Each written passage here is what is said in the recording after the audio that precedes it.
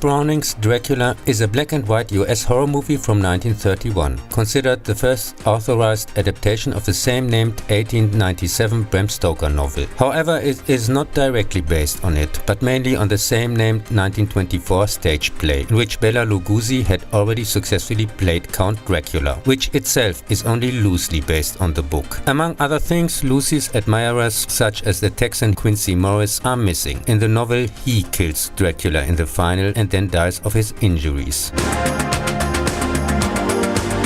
Or her later fiancé Arthur Holmwood, who finances the vampire hunt with the inherited fortune after her death. And another, Dr. Seward, is now her father.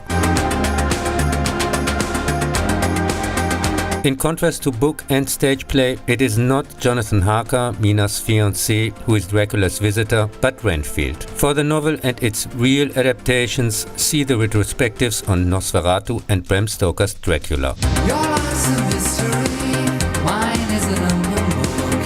If I could read your mind, I think I'd take a look. I don't care, baby, I'm not scared.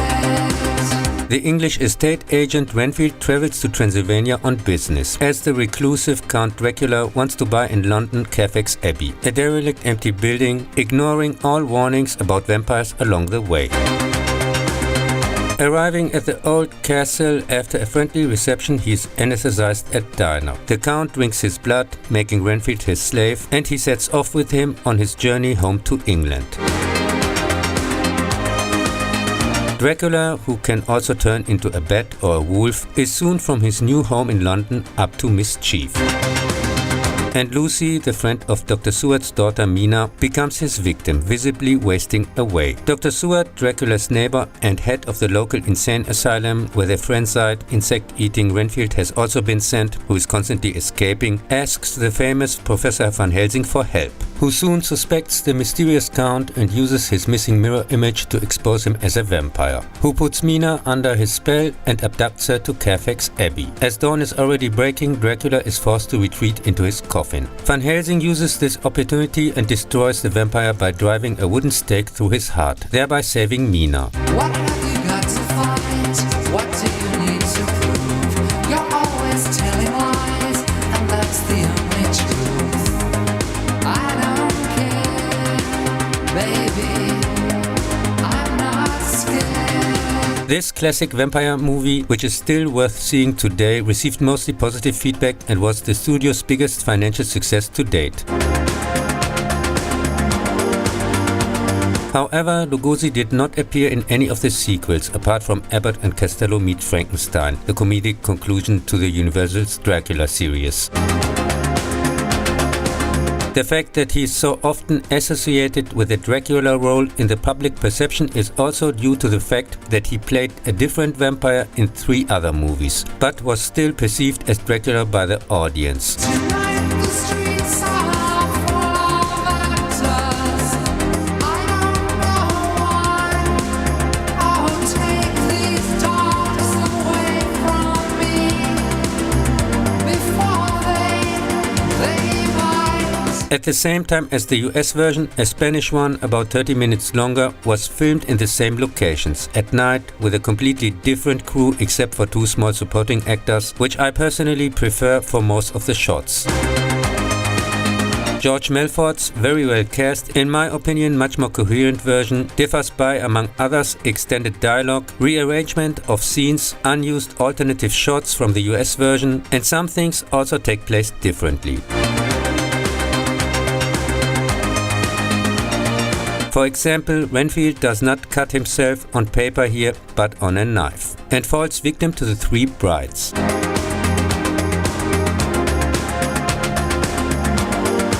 The ship passage is much shorter, but much more sinister, ingeniously staged. His first victim on the street is missing in this version. While there is additional material as with Renfield, it's also a little more revealing with the female lead's wardrobe. Only here actual bite marks can be seen, and Lucy is redeemed at the end by a stake through the heart, where in the US version she's probably still out there walking undead around. What have you got to say?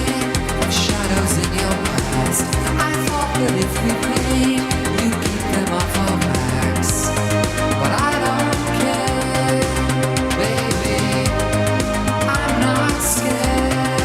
In the 1936 sequel, the professor, here named von instead of Van Helsing because of the murder of Count Dracula in the last movie, is in prison. Psychologist Garth, an old friend, initially thinks von Helsing is crazy too, until Dracula's body disappears and victims with vampire bite marks turn up.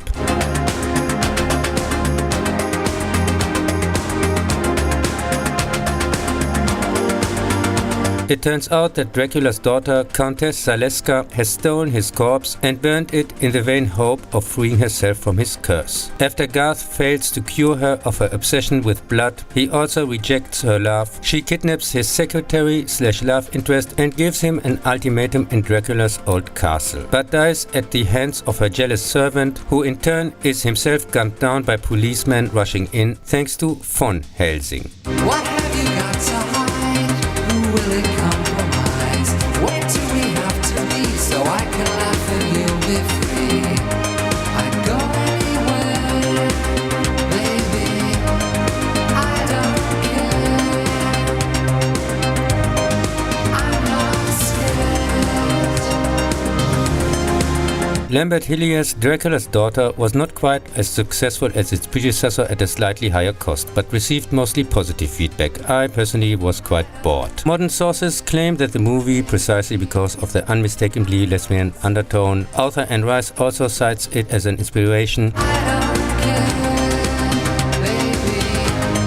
is loosely based on Joseph Sheridan Le Fanu's 1872 Gothic novella Carmilla, which is also considered an influence for Bram Stoker's novel. Instead, it is supposedly based on and from many suspected omitted chapter from Dracula, published in 1914 as Dracula's guest with 5 other short stories by Stoker's widow, but bears no resemblance to the original, which also appeared in 1991 as Dracula, the Lady in the Tomb comic. This follows an unnamed Englishman, but believed to be Jonathan Harker, on a visit to Munich before he sets off to Transylvania.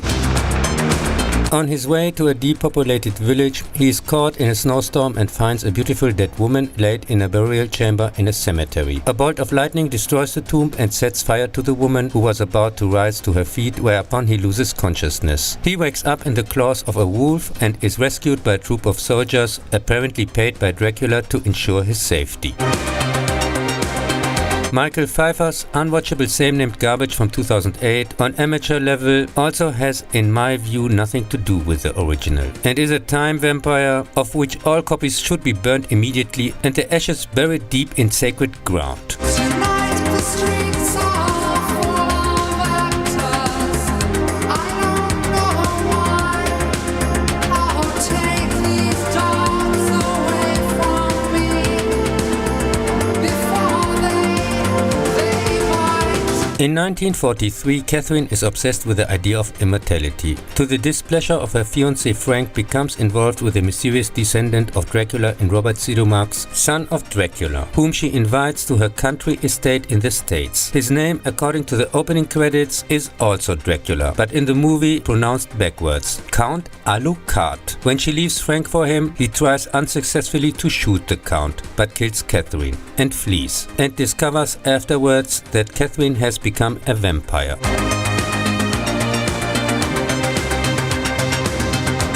She now helps Frank to eliminate Count Dr. Acula because she only wanted to use him to gain immortality, but ends up being killed by Frank herself, who never intended to spend the rest of eternity with her as a vampire. Tonight I walked and made my mind up. I know it's right. I know these dark styles never around us, but I can fight if I was you. Backwards, Dracula Lon Chaney Jr. has already appeared as the Wolfman, Mummy and Frankenstein's monster. Nothing concrete could be found out about the cost and box office of this harebrained nonsense, only entertaining for its trash value. But it was obviously successful enough to justify further sequels. If I was you, I wouldn't treat me the way you do. If I was you, I wouldn't treat me the way you do.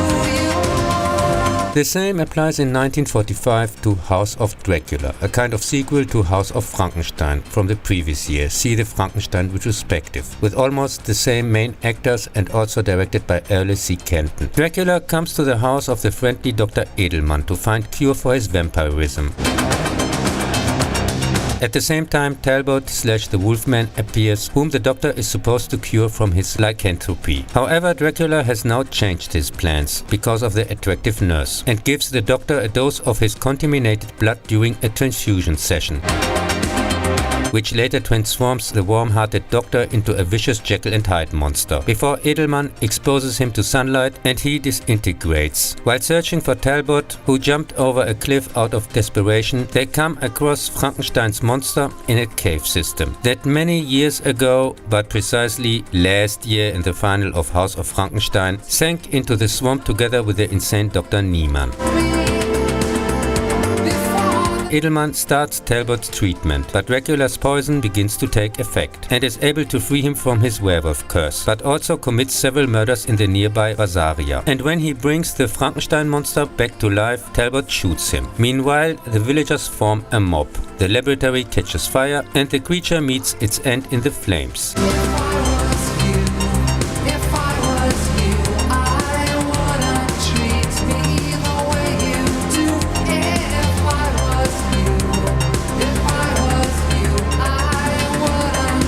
The conclusion of the serious Universal Frankenstein series clearly shows signs of aging, as the monster mashup was already better seen in the previous one.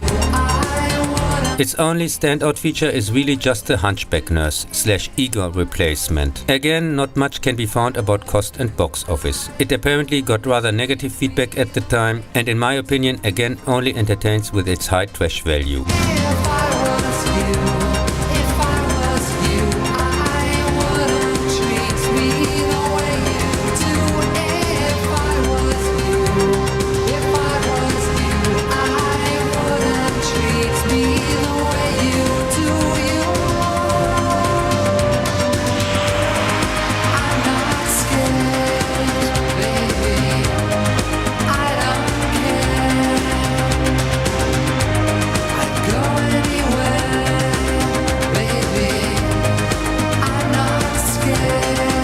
In 1979, John Badham's American-British Dracula remake of the 1931 classic sticks even closer to the stage play, in which lead Frank Langella, like Lugosi, had also previously appeared successfully. However, he swaps, similar to Nosferatu from the same year, confusingly the names / roles of Mina and Lucy. Dracula travels to England into his new home in a castle in the immediate vicinity of an insane asylum. His ship is wrecked and Mina finds him at night in a cave. He meets Dr. Seward, the director of the asylum, and his daughter Lucy. Mina is her sickly friend, whose condition continues to deteriorate until she finally dies.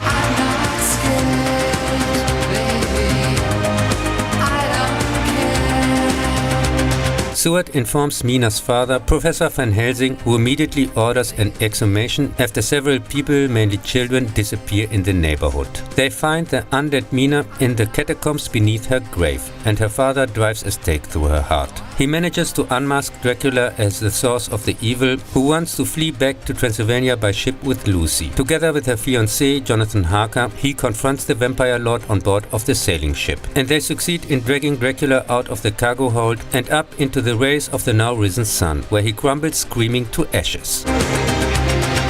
Dracula, a love story, no joke, that's really the title, received mostly positive reviews, but could not even make twice of its $12 million budget in the US back, and is considered a disappointment. It also quickly got its reputation as a shallow housewife Dracula, and was already back then, for real horror fans like me, even if it is immediately beautifully staged and has some very good effects, far too tame and somehow boring.